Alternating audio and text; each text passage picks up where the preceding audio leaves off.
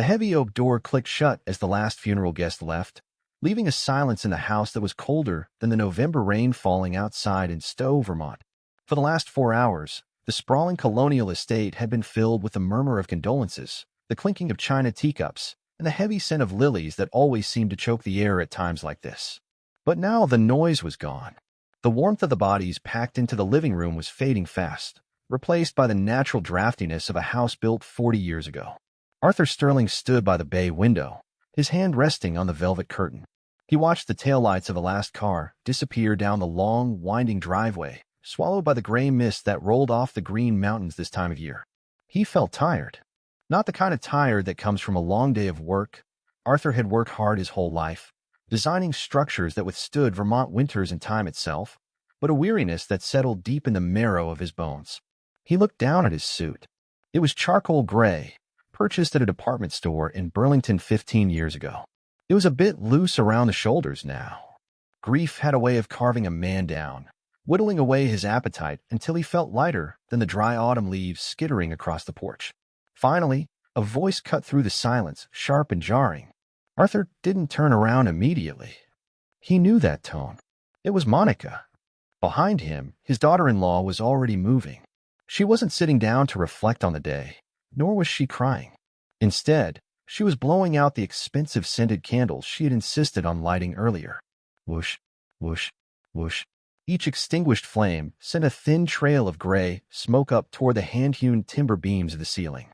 "I thought Mrs. Gable would never leave," Monica muttered, grabbing a trash bag from the kitchen pantry. She began sweeping the paper napkins and plastic cups from the coffee table into the sack with aggressive efficiency. "And did you see her shoes? Mud everywhere. I'll have to get the carpets professionally cleaned before the appraisal." The word hung in the air. Appraisal. Arthur turned slowly. Monica was still wearing her funeral attire, a black silk dress that likely cost more than Arthur's first car. Her makeup was flawless, her blonde hair pulled back in a severe, tight bun. There was no redness in her eyes. If she was grieving the loss of her husband, Arthur's son Brian, she was doing it in a way that looked remarkably like inventory management. "Brian loved Mrs. Gable," Arthur said softly, his voice raspy from disuse. "She used to bake him snickerdoodles when he was a boy. He'd sneak over through the hedge." "Please, Arthur," Monica interrupted, not looking up as she tossed a half-eaten sandwich into the bag. "I really don't have the bandwidth for remember when stories right now. We have logistics to discuss." "Logistics?" Arthur repeated. "Brian has been in the ground for less than 3 hours, Monica." "Exactly," she snapped, finally straightening up and looking at him. Her eyes were cold, calculating, assessing him not as a father-in-law, but as an item on a checklist that needed to be crossed off. "And life goes on. Bills go on. The mortgage, the taxes, the heating oil. Do you have any idea what it costs to heat a drafty old museum like this in a Vermont winter?" Arthur looked around the room. He knew exactly what it cost. He knew every inch of insulation in the walls because he had installed it himself in 1980. He knew the R value of the windows. He knew the efficiency rating of the furnace. But he said nothing. He simply walked over to his favorite armchair, a worn leather recliner near the fireplace, and sat down. Monica sighed, a sound of exaggerated patience, and walked over to the sideboard. She picked up a glossy folder that had been sitting there, hidden beneath a stack of condolence cards. She walked over to Arthur and dropped it onto the small table beside his chair. "We need to talk about your situation, Arthur," she said, crossing her arms. Arthur glanced at the brochure. The cover featured a generic photo of smiling elderly people playing checkers in a sunlit room that looked nothing like Vermont. The text read, "Shady Pines Senior Living, Affordable Care for the Golden Years." "My situation," Arthur said, testing the weight of the words. "Yes?" "Look, I'll be blunt because I respect you enough not to sugarcoat it." Monica lied smoothly. She pulled a dining chair over and sat opposite him, leaning forward like a corporate negotiator. "With Brian gone, things are going to change. Drastically. This house, it's a massive asset, but it's also a massive liability. I can't keep pouring money into a pit just for sentimental reasons." "This is Brian's home," Arthur said. "It's my home." "It was your home," Monica corrected him, her voice taking on that patronizing tone people use for toddlers and the very old. "But let's be real. Brian was the one paying the bills for the last 8 years. He supported you." He kept the lights on. And now that he's gone, well, I can't carry that burden alone. I'm a young woman, Arthur. I have a business to run. I have a future to build. She gestured around the room, her manicured hand waving dismissively at the hand-carved mantle Arthur had spent 3 months shaping from a fallen cherry tree. This place is too big for you. It's full of stairs, it's isolated, and frankly, it's falling apart. It needs a complete gut renovation if I'm going to get any real value out of it in this market. You want to sell the house? Arthur stated. It wasn't a question. I'm going to sell the house, Monica corrected. I've already spoken to some investors. But before I can list it, I need it empty. I need to stage it. Modernize it. Get rid of the clutter. She looked pointedly at Arthur's collection of architectural journals stacked neatly by the hearth, and then briefly at Arthur himself. The implication was clear. He was part of the clutter. Arthur felt a spark of anger deep in his chest, a small ember glowing in the ash of his grief. She spoke with such absolute certainty. She spoke as if ownership was merely a matter of who shouted the loudest. She had lived here for 8 years, ever since she married Brian. She had never asked about the deed. She had never asked about the trust. She had assumed, because Arthur was quiet, because Arthur drove an old truck and wore old suits, that Arthur was destitute. "And where do you propose I go?" Arthur asked, keeping his face impassive. "That's what the brochure is for," Monica said, tapping the glossy paper. "Shady Pines has an opening. It's state-subsidized, so your Social Security check should cover most of it. It's clean, Arthur.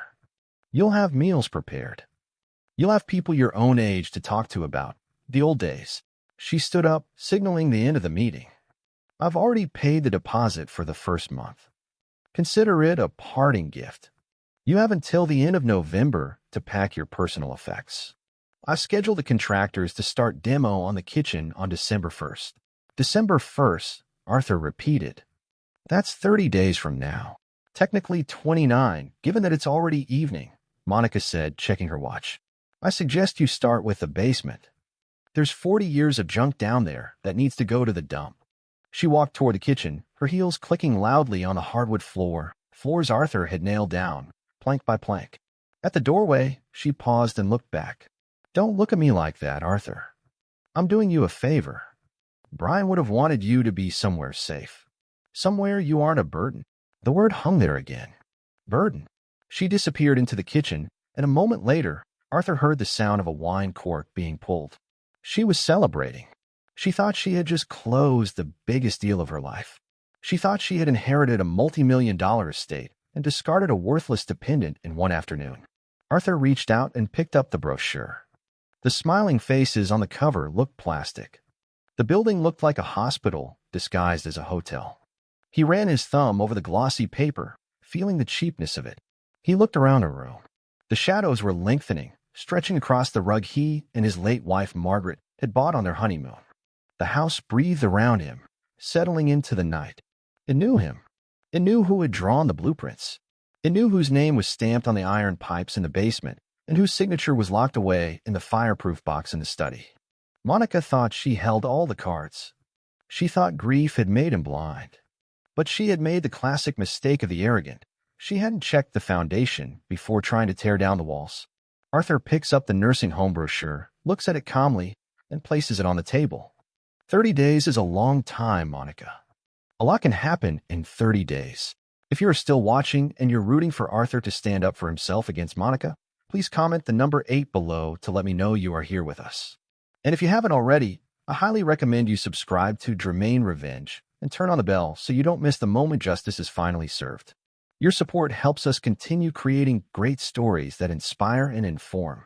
Now, let's continue to see Arthur's plan unfold. The sound of a sledgehammer hitting drywall at 7 a.m. shattered Arthur's morning routine like a dropped coffee mug. Arthur sat at the small kitchen table, his hand trembling slightly as he lowered his cup. Dust was already drifting into the room, a fine white powder that coated his toast and settled on the rim of his glasses. It was the second day since the funeral, and the mourning period had apparently expired at dawn. Monica wasted no time. She treated grief like a project deadline. Once it passed, it was time to execute the next phase. He stood up, tightening the belt of his robe, and walked into the hallway. The air was thick with the smell of pulverized plaster and old pine. A man in dusty work boots was standing near the entryway, swinging a heavy hammer into the partition wall that separated the foyer from the living room. "Careful with that stud on the left," Arthur said, his voice calm but projecting over the noise. "It's load-bearing. If you take that out without a header, the second-floor landing will sag about 2 inches by Christmas." The contractor, a burly man named Joe whom Arthur had seen around town for years, froze mid-swing. He lowered the hammer and looked at Arthur, then at the wall, then back at Arthur. Joe wiped sweat from his forehead with a dusty sleeve. He looked uncomfortable, the way locals often did when they were caught in the middle of family squabbles. "Mr. Sterling," Joe said, tipping his chin. "Well, the lady said she wanted an open concept. Said this wall was blocking the flow." "The lady knows event planning, Joe. She doesn't know structural engineering," Arthur replied, stepping closer. He tapped the wall with his knuckle. "Solid. I framed this house in 1980. Trust me. You cut that, you'll need 3 jack posts in the basement to keep the tub from falling through the ceiling." Joe looked terrified. He knew Arthur Sterling. Everyone in Stowe over the age of 50 knew Arthur Sterling. He wasn't just an old man. He was the architect who had designed half the municipal buildings in the county before he retired. But Joe also knew who was signing the checks now. "Joe, why is the noise stopping?" Monica swept into the hallway. She was dressed for battle in designer jeans, high-heeled boots that clicked sharply on the floorboards, and a pristine white hard hat that looked like a prop from a fashion shoot rather than safety gear. She held a tablet in one hand and a Starbucks cup in the other. "We're having a discussion about structural integrity," Arthur said. Monica rolled her eyes, turning her back on him to address Joe. "Ignore him. He's confused. My inspection report said this wall is non-essential. Tear it down. I need this space open and airy for the investor walkthrough next week. We're going for modern farmhouse chic, not dungeon colonial." "Monica," Arthur said, his voice dropping an octave. "It's a load-bearing wall.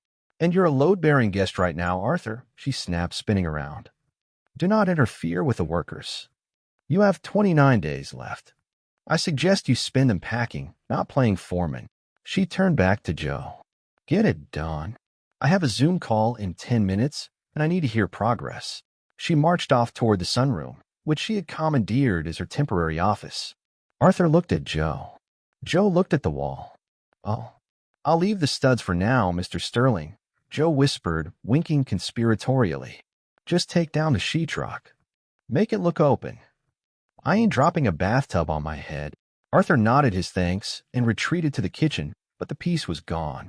For the next hour, he sat amidst the dust, listening to his home being surgically altered. Every blow of the hammer felt like a physical strike. It wasn't just wood and plaster. It was memories. That wall was where he had marked Brian's height with a pencil every birthday from age 3 to 18. Monica didn't know that. To her, it was just an obstruction to flow. By 9 a.m., the noise shifted from construction to negotiation. Monica was pacing in the dining room, her voice loud enough to carry through the entire first floor. "No, absolutely not," she was saying into her phone. "The appraisal is conservative. We're looking at $1.5 million, easy. The location is prime Stowe.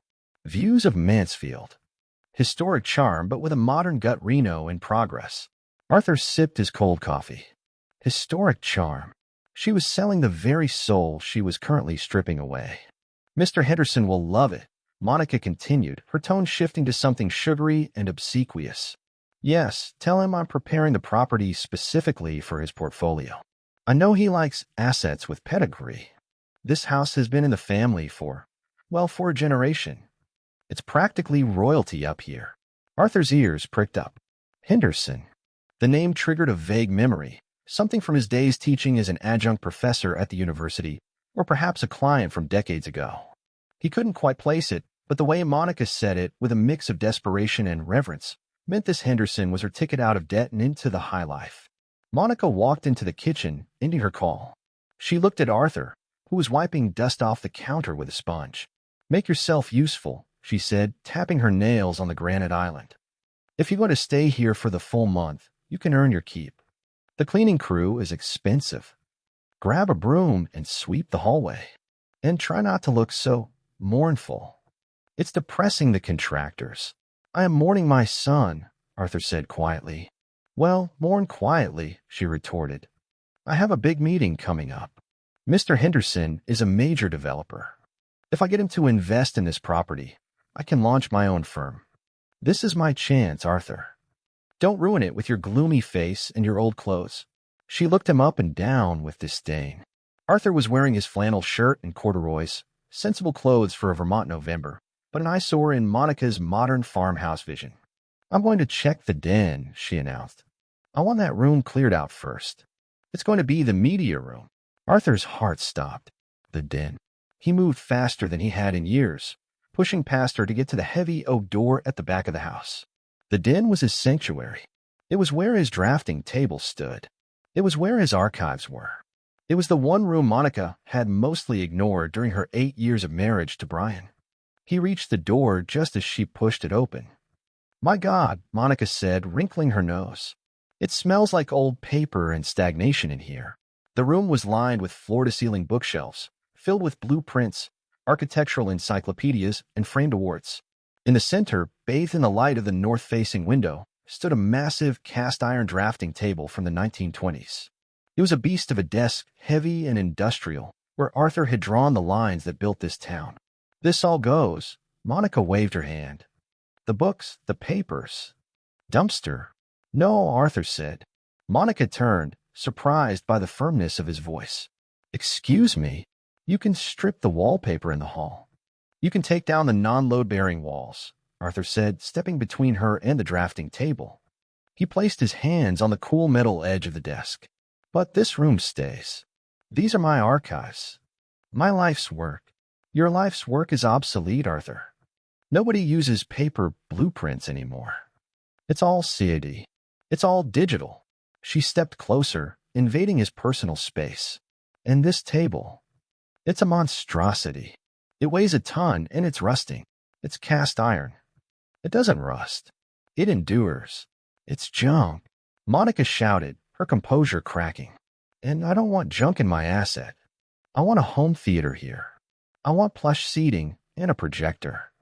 Not a dusty shrine to a career that ended 20 years ago. She reached out to grab a stack of rolled-up blueprints from the desk. Arthur's hand shot out and clamped over her wrist. He didn't squeeze hard, just enough to stop her. His skin was paper-thin, spotted with age, but the grip underneath was like the iron of the table, forged in years of hard labor. Do not touch them, he whispered. His eyes, usually watery and mild, were suddenly sharp. Flinny. Monica gasped and yanked her hand back, though he had already let go. She rubbed her wrist, looking at him with a mixture of shock and fear. She had never seen the old man show physical resistance.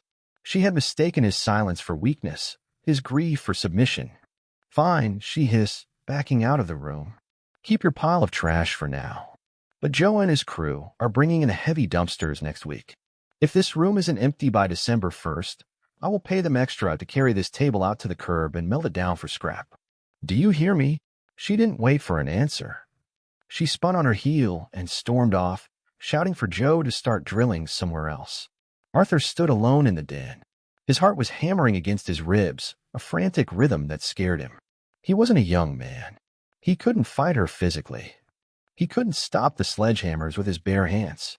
She had the energy, the ruthlessness, and as far as the world knew, the legal right. He looked at the drafting table. He looked at the blueprints of the town library, the hospital wing, the elementary school, all buildings he had birthed from his mind. She wanted to erase it all.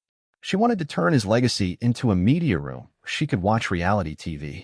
He realized then that waiting 30 days was a luxury he didn't have. If he waited, there would be nothing left to save. The modern farmhouse chic would consume the history of the Sterling family before the first snow stuck to the ground. He needed to accelerate the timeline. He needed to stop playing defense. Arthur walked over to the small bookshelf in the corner, moved the hollowed-out book on structural engineering, and revealed a small safe key taped to the back cover. He took the key and unlocked the bottom drawer of his filing cabinet. Inside sat a dusty, beige rotary phone, disconnected years ago, and a small black address book. He didn't use the rotary phone. He pulled his ancient flip phone from his pocket, opened the address book to the letter C, and stared at a number written in fountain penning 30 years ago. Margaret Collins, the sharpest attorney in Vermont, and the only person who knew where all the bodies, or rather the assets, were buried. Later that night, in the safety of his room, Arthur dials a number on his old flip phone. Margaret, it's Arthur. Dust off the 1985 trust file. We have a situation. A sleek black limousine pulled up the gravel driveway, looking out of place against the rustic autumn backdrop of Vermont. The car was massive, an imposing slab of polished obsidian that crunched heavily over the stones, displacing the fallen maple leaves that Arthur had raked just an hour before. It stopped precisely in front of the portico. The engine purred into silence, a stark contrast to the rattling cough of Arthur's old pickup truck, which Monica had forced to park around the back, behind the woodpile, out of sight. Inside the foyer, Monica was vibrating with nervous energy. She checked her reflection in the hallway mirror for the 10th time, smoothing a stray hair from her impeccable bun. She had staged the house to within an inch of its life. The cozy, lived-in clutter of the Sterling family was gone. In its place stood rented furniture, angular white sofas that looked uncomfortable, abstract sculptures that meant nothing, and vases of exotic orchids that had no business surviving a New England frost. "Remember the plan," she hissed at Arthur, who was standing by the kitchen door. Arthur looked down at himself. Monica had forbidden him from wearing his flannel. Instead, she had insisted he wear a plain white shirt and black trousers. It wasn't quite a butler's uniform, but the implication was clear. He wasn't the owner, he was the help. Or at best, a senile relative who was meant to be seen and not heard.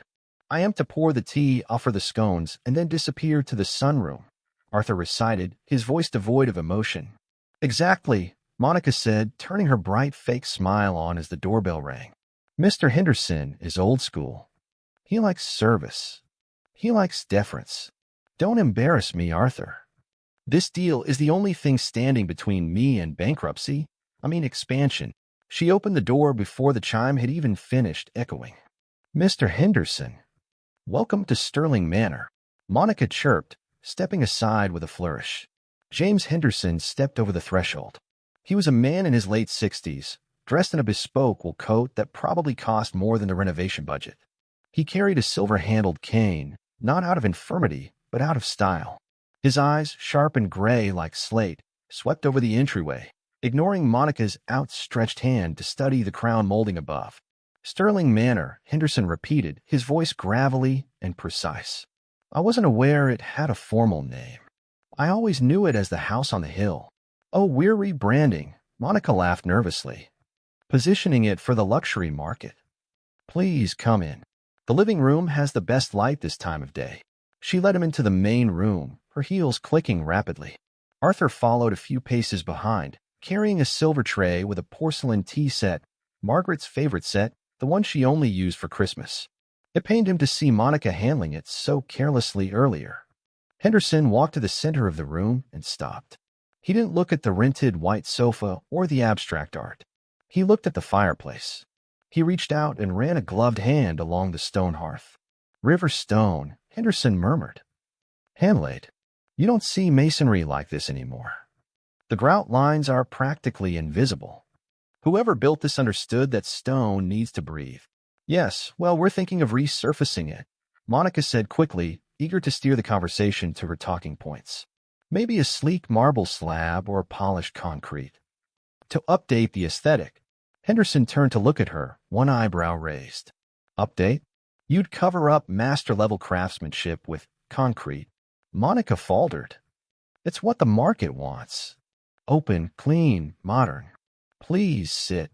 Henderson sat, but he looked stiff, ill at ease amidst the modern staging. Arthur stepped forward silently and placed the tray on the coffee table.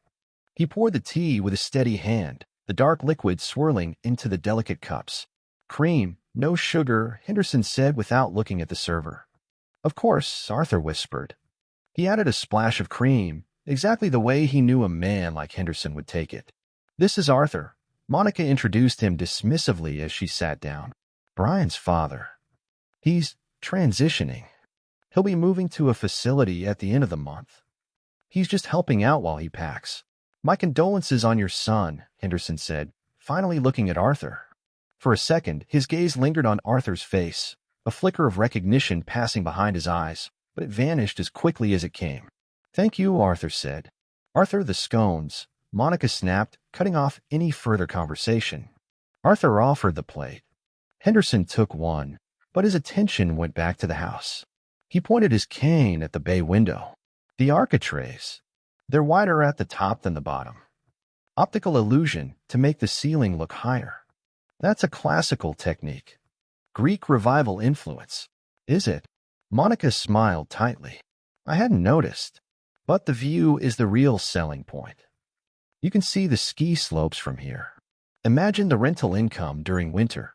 "I'm not interested in rental income, Mrs. Sterling," Henderson said, putting his tea down.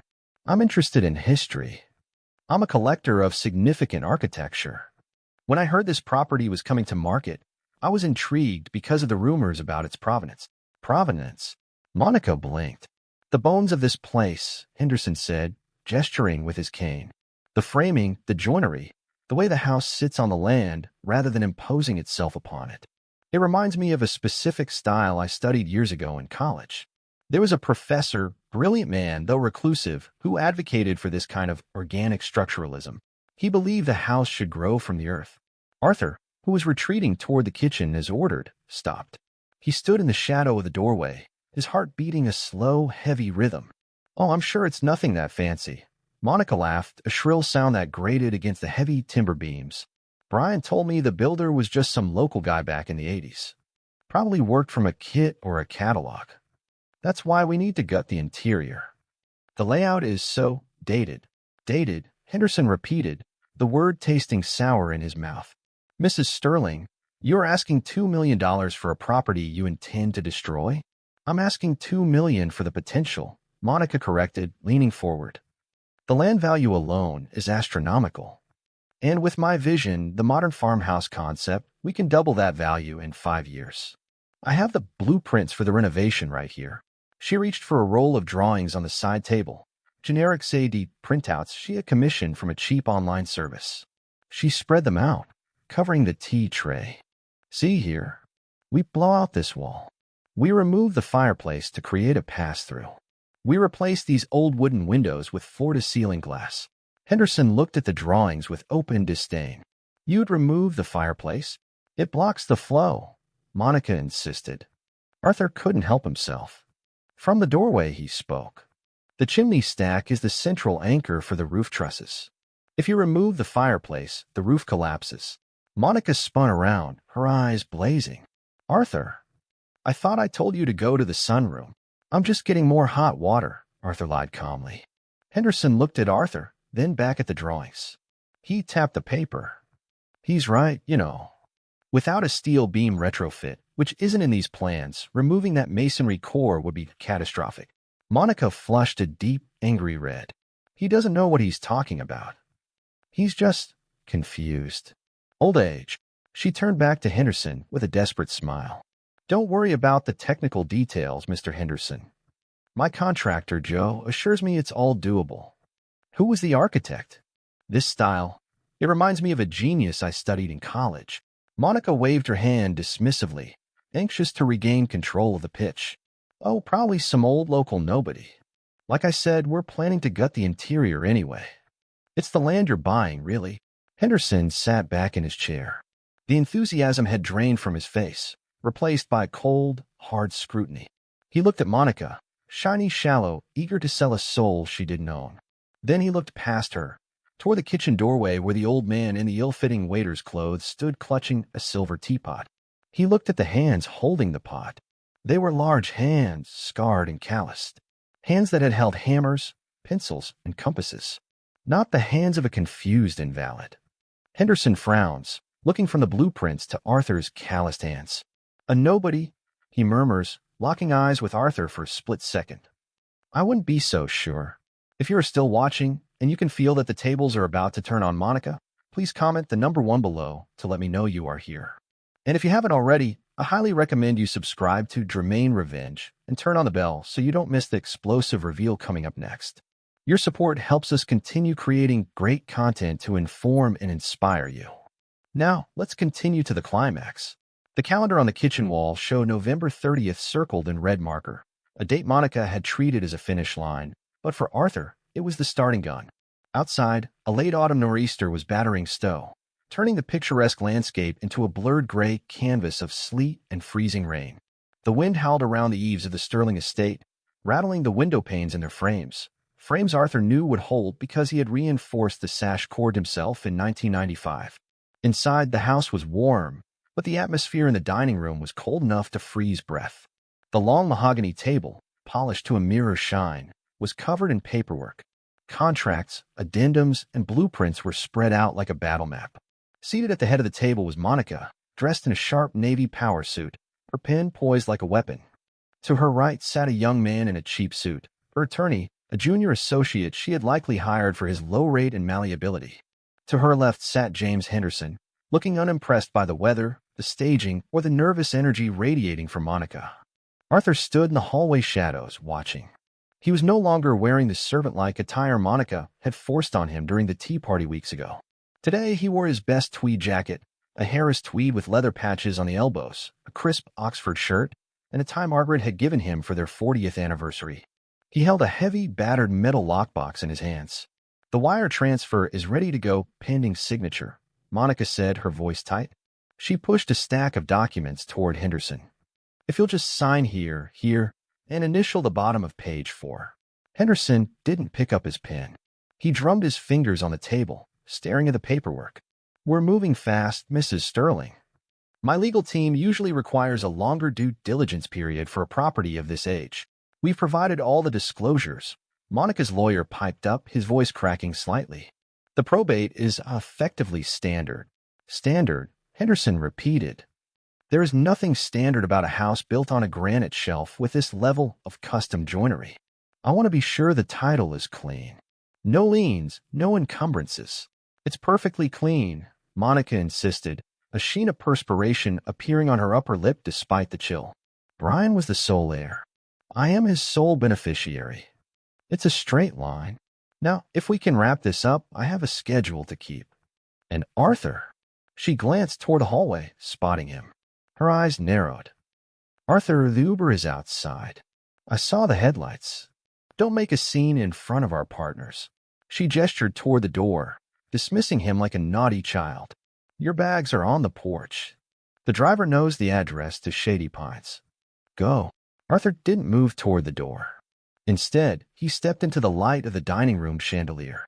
The heavy tread of his boots on the hardwood floor drew everyone's attention. He walked with a purpose that had been missing for weeks, or perhaps simply hidden. "The Uber can wait," Arthur said. His voice was steady, resonant, filling the room without shouting. "Or better yet, you can send him away. I won't be needing a ride." "Arthur." Monica stood up, her chair scraping loudly against the floor. "This is humiliation. We are in the middle of a closing. Get out." "Sit down, Monica," Arthur said. It wasn't a request. It was a command, delivered with the authority of a man who had commanded construction crews on skyscrapers. Monica froze, stunned by the change in his demeanor. Henderson turned in his chair, watching the old man with renewed interest. "Mr. Henderson asked a question about the title," Arthur continued, walking until he stood directly opposite Henderson. He ignored Monica completely. He asked if the title was clean, if there were any encumbrances. "Arthur, stop it," Monica hissed, panic rising in her voice. "He's senile. He doesn't know what he's saying." "I apologize, James. The grief has affected his mind." "My mind is just fine," Arthur said. He lifted the metal lockbox and set it down on the mahogany table with a heavy, metallic thud. The sound echoed in the silence, drowning out the storm outside. "But your due diligence, Monica, is severely lacking." "What is this?"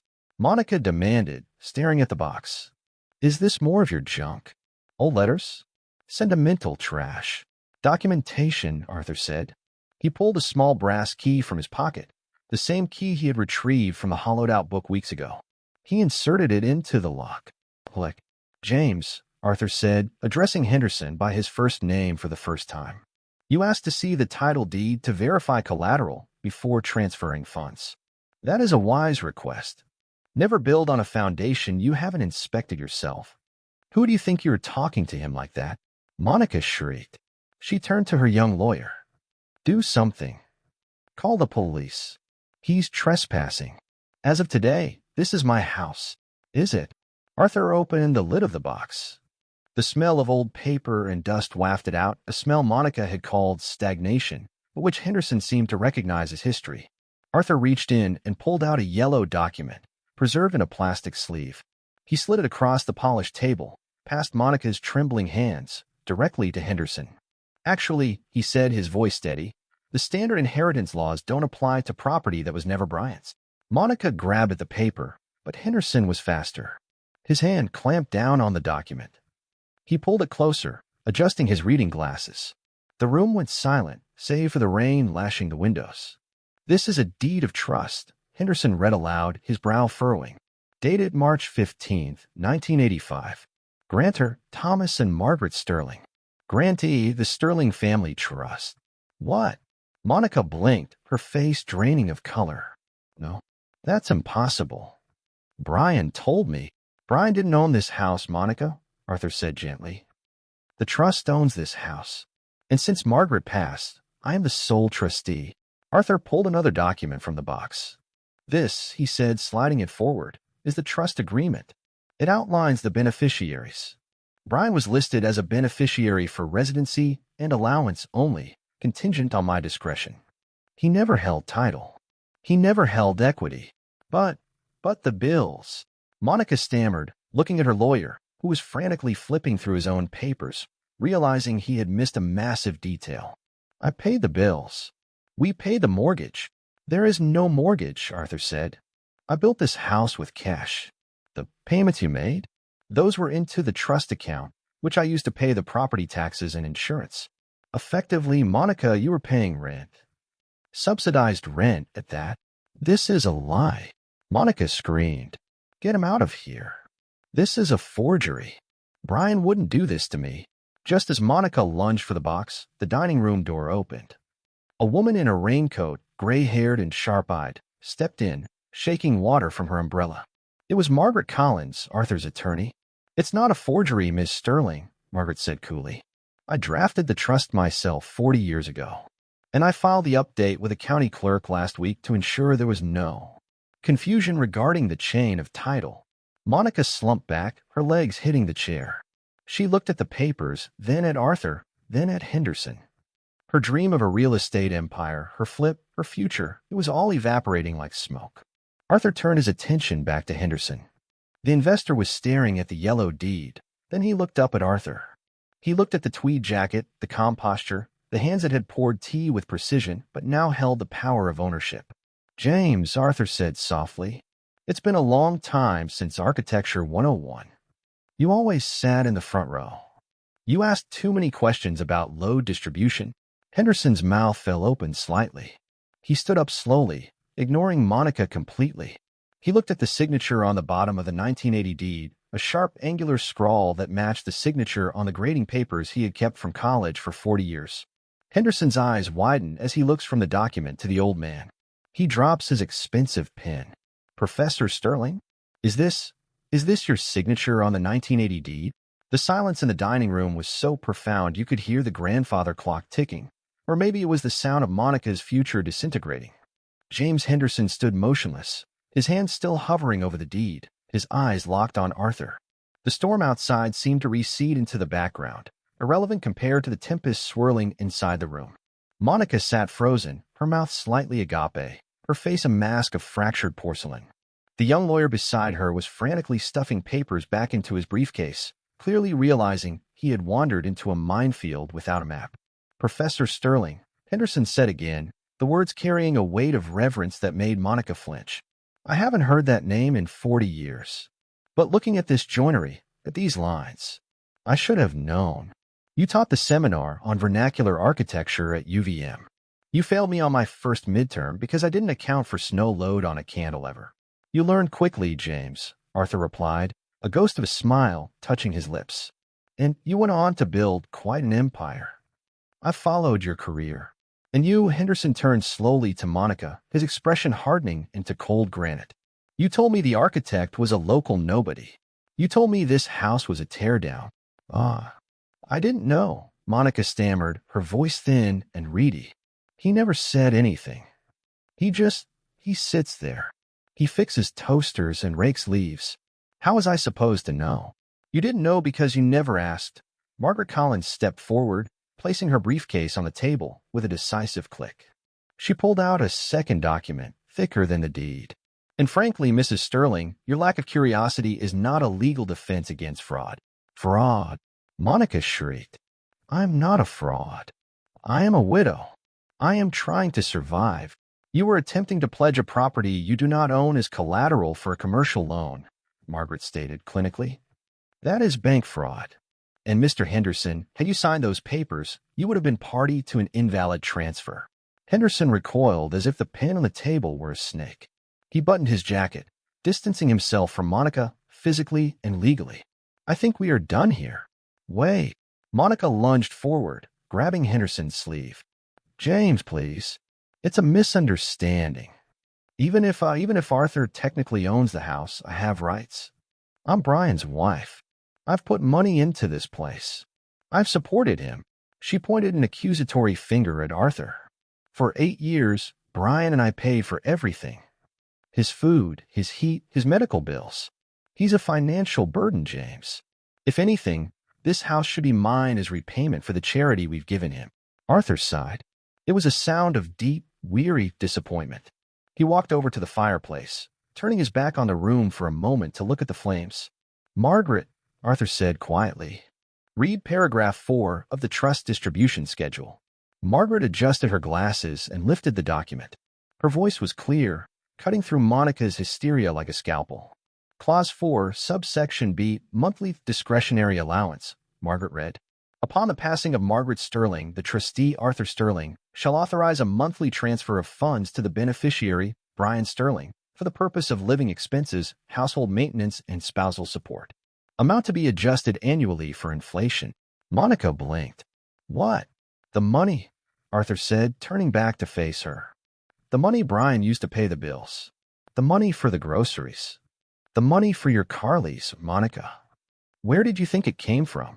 Brian's salary, Monica said automatically. He was a consultant. Brian hadn't had a consulting gig in 6 years, Arthur said softly. He was struggling. He didn't want you to know. He didn't want to look like a failure in front of his ambitious wife. So he came to me. The room spun. Monica grabbed the edge of the table. No, he told me he was bringing in 6 figures. He was, Arthur confirmed. From me. From the trust. I authorized the transfers every month. $5,000 for the mortgage, which was really just a transfer from one trust account to another to maintain tax records. $3,000 for household expenses. $2,000 for your lifestyle. Arthur took a step closer, his eyes sad but unyielding. You call me a burden, Monica. You told your friends I was a drain on your resources. But the truth is, I have been subsidizing your life for 8 years. You haven't been supporting me.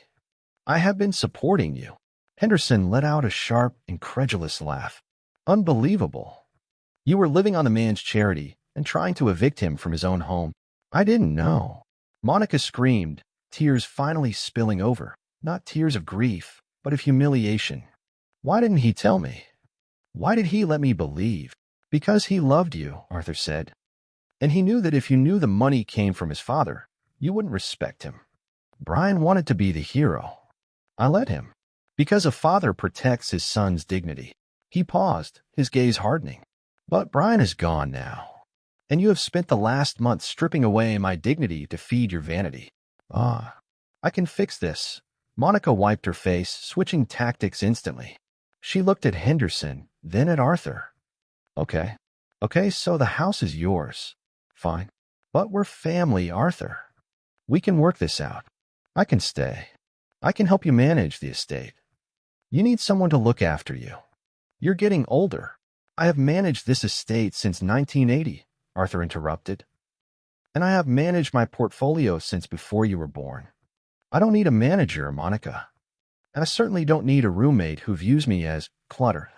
Henderson stepped forward, extending his hand to Arthur. Professor, I owe you an apology. I should have done my homework. I saw the staging and missed the structure. It won't happen again. It's all right, James. Arthur shook his hand firmly. Just remember, always check the foundation. I will. Henderson turned to Monica.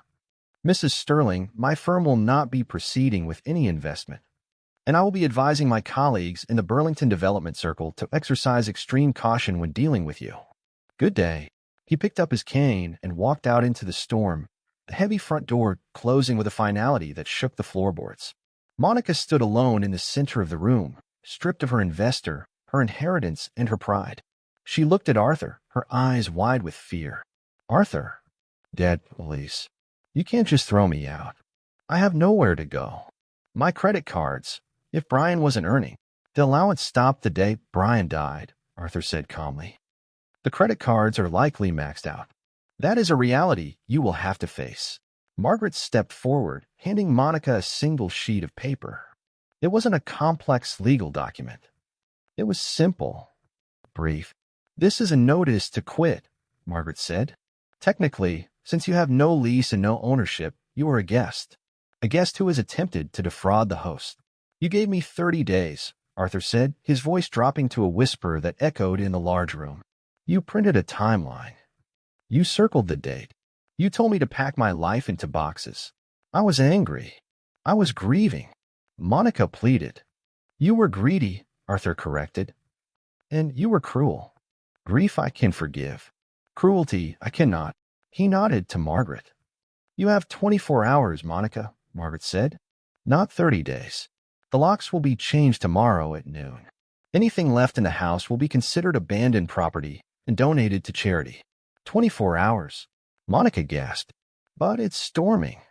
Where am I supposed to sleep? There is a motel out on Route 100, Arthur said, turning away. It's affordable. It's clean. And I believe they have an opening. Monica sank into the dining chair, the same chair where she had sat like a queen just 20 minutes ago. She looked down at her hands, clutching the luxury handbag she could no longer afford, realizing that the leather, the label, the image, it was all borrowed. It was all a facade, just like the modern farmhouse siding she wanted to slap over the stone. Arthur walked to the window. The rain was sleeting against the glass, relentless and cold. He didn't feel triumph. He didn't feel joy. He just felt the heavy, solid weight of the truth. He looked at his reflection in the dark glass, an old man in a tweed jacket, standing in a house he built, finally alone, but finally free. Greed, he whispers, is a heavy coat to wear in a storm. The morning sun hit the snow-covered lawn, bright and revealing. The storm had passed, leaving the air crisp and clean, the kind of Vermont morning that froze the breath in your lungs but woke up your soul. Inside the house, the silence was different now. It wasn't the heavy, suffocating silence of grief or the tense, electric silence of conflict. It was peaceful. It was the sound of a house breathing easy again. Arthur stood in the living room, holding a framed photograph of Brian, the one taken at his high school graduation, smiling and full of hope. Monica had shoved it into a junk drawer 3 weeks ago to make room for a generic vase. Arthur wiped a smudge of dust from the glass and placed it back on the center of the mantel. There, he whispered. You're back where you belong, son. He stepped back, adjusting the angle slightly. The room was starting to look like itself again. He had spent the early morning hours moving the rented white sofas into the garage and dragging his worn leather armchair back to its spot by the hearth. The staging was over. The home had returned. A car door slammed outside, sharp and final. Arthur walked to the front window. In the driveway, Monica was struggling with 2 large suitcases. She wasn't wearing her power suit today, nor the high-heeled boots that crunched aggressively on the floorboards. She wore a simple puffer jacket and jeans, her hair pulled back in a messy ponytail. Without the armor of her expensive wardrobe and the leverage of her lies, she looked smaller, younger, almost like the girl Brian had brought home 8 years ago, before the ambition and the pretense had hardened her shell. Mrs. Helen, the neighbor from across the lane, was out on her porch shaking a rug. She paused, watching Monica load the trunk of her leased sedan. Helen caught Arthur's eye through the window and gave a small, firm nod. It was the silent communication of the neighborhood. We saw. We know. Justice was done. Arthur put on his coat and walked out onto the porch. The cold air stung his cheeks, a welcome sensation after the heated drama of the previous night. Monica looked up as the front door opened. She paused, her hand on the trunk lid. She looked tired. Her eyes were puffy, and for the first time in weeks, she didn't have a quick retort or a demand ready on her lips. "I'm leaving," she said, her voice flat. "I see that," Arthur replied, leaning against the porch railing. He held a mug of hot cider in his hands, the steam rising in the sunlight. "I packed everything that was mine," she continued, defensive even in defeat. "I didn't take anything of yours. Or the trusts." "I know," Arthur said. "I checked the inventory." Monica flinched. The idea that the senile old man had been keeping an inventory was just another reminder of how badly she had underestimated him. She slammed the trunk shut and leaned against the car, looking at the house she had tried so hard to conquer. "I just wanted to secure our future, Dad," she said, her voice cracking on the last word. It was the first time she had called him Dad since the funeral. "I was scared. Brian left me with nothing. I mean, without his income. I panicked. I thought if I could just sell the house, I could start over. I didn't mean to be cruel." Arthur looked at her. He saw the fear in her eyes, the genuine panic of a person who had built their life on sand and was watching the tide come in. "Fear explains a lot of things, Monica," Arthur said gently, "but it doesn't excuse them. You didn't just try to sell a house. You tried to erase a history. You looked at me and saw an obstacle, not a person. Not family." "I know," she whispered, looking down at her boots. "I'm sorry. I accept your apology," Arthur said. Monica looked up, a flicker of hope in her eyes. "Does that mean maybe I can stay? Just until spring? The motel is—" "No," Arthur cut her off. His voice wasn't angry, but it was as solid as the granite beneath them. "Forgiveness is about the past, Monica. It means I won't carry anger toward you. But trust? Trust is about the future. And you have broken that foundation completely." He walked down the steps, the snow crunching under his boots. He reached into his jacket pocket and pulled out a white envelope. "You can forgive a person and still know that you cannot live with them," Arthur said, handing her the envelope. "Respect is a boundary, not a suggestion. You crossed it. Now you have to live on the other side of it." Monica took the envelope with trembling hands. She opened it. Inside was a personal check.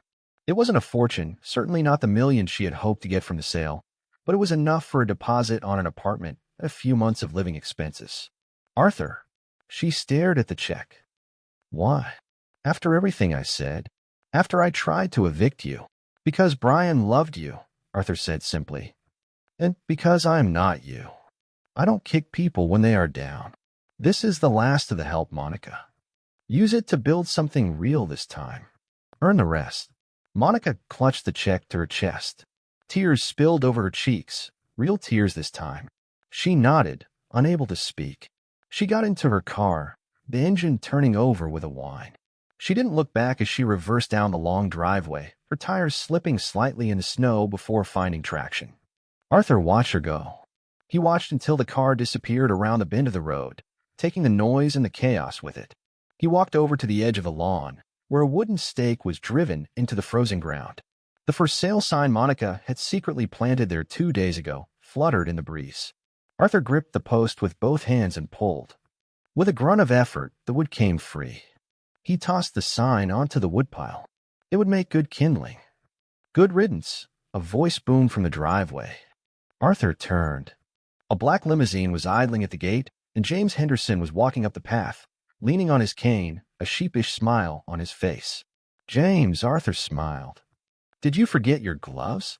"I forgot my manners yesterday," Henderson said, stopping at the bottom of the steps.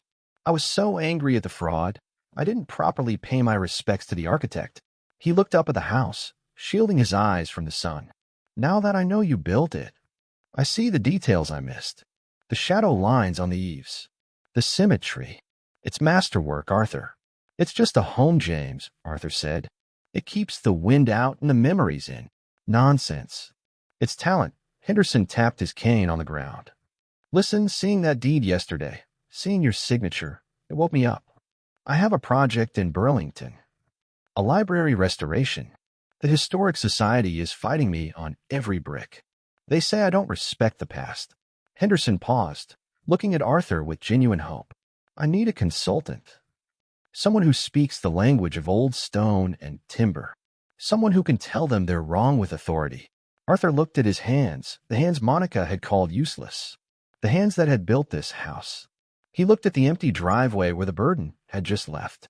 He felt lighter than he had in years. The grief for Brian was still there, a quiet ache, but the weight of being undervalued? That was gone. A library, you say? Arthur asked. 19th century. Slate roof. Needs a delicate touch, Henderson said. Are you ready to come out of retirement, Professor? I have a project that needs a master's touch. Arthur looked back at his front door. He thought about the drafting table in the den, covered in dust but still standing strong. He thought about the quiet days ahead, which suddenly didn't seem lonely, but full of potential. Arthur smiles, looking at his house. Maybe. But first, I have a mantle to fix. Like the sturdy timber beams of his home, Arthur showed us that true strength doesn't need to shout to be heard. It simply endures. In a world quick to judge by appearances, let's remember that the quietest hearts often hold the deepest foundations of love and dignity. If this story of quiet justice warmed your spirit, please help us build our community by sharing this video and subscribing to Dramaine Revenge, where every story proves that kindness is the ultimate victory. Until next time, take care of your own foundations.